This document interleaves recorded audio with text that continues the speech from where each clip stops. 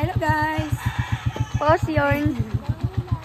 Hello guys. Hello guys. Hello guys. Kargahin ko yan si Lice na. Lice, hello, Pugi.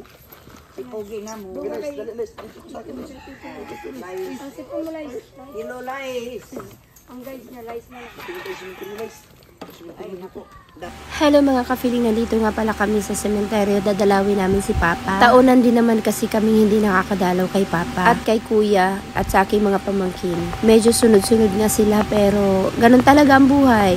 Ito nga pala ang kay Papa at saka kay Kuya. Halos magkasunod lang sila. Kaya naman ang mama sobrang lungkot kasi mag-isa na lang siya sa bahay. Sinasamantala ko na rin nasa bakasyon kaya dinalaw namin si Papa at si Kuya pati yung aking mga pamangkin. Sobrang nalulungkot ang mama kasi 1 taon pa lang nakalipas nang nawala si Kuya. Ay, Nalungkot ka na? talaga. Ba't ka nalungkot? Eh, siyempre, iniwanan na kita. Huwag ka mag-iyak. Hilak mo ka. Kuwaro dito ang ano. Kuwaro dito ang Ito, hilak mas mama. Kaya mo ma, kay ganyan talaga ang buhay ba? Dahil maano kami ng ano, pumiblik ko sa daming lamok.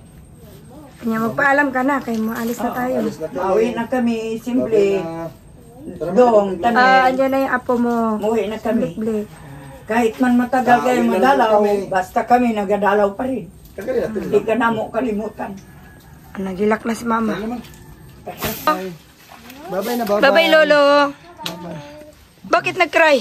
Grabe nga ni Janong. Oh, tara na. Let's go na. Kinagat na pala ng lamok. Dami na daw lamok.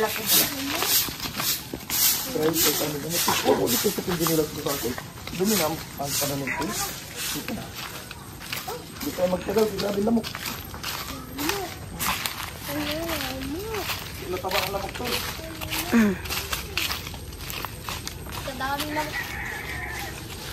Bakit lang? Ate? Ganda itong dalawa kay malinis ka. Papa mo ko doon ka. Well, daan na lang kami ka. Buboy. Paalam. Alam na lang, mauwi na kami. Kahit man matagal makadalaw. Basta kami dito, nagadalaw dito. Basta ako.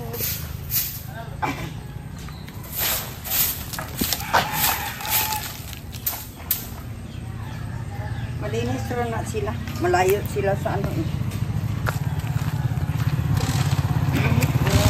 Ito nga pala ang aming service na sinakyan. Ang tawag dito ay top down. Ito yung mga service na ginagamit dito sa probinsya.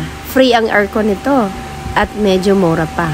Double purpose nga to eh. Pang negosyo at pang service pa. Hanggang dito na lang muna mga ka-feeling. See you on my next vlog.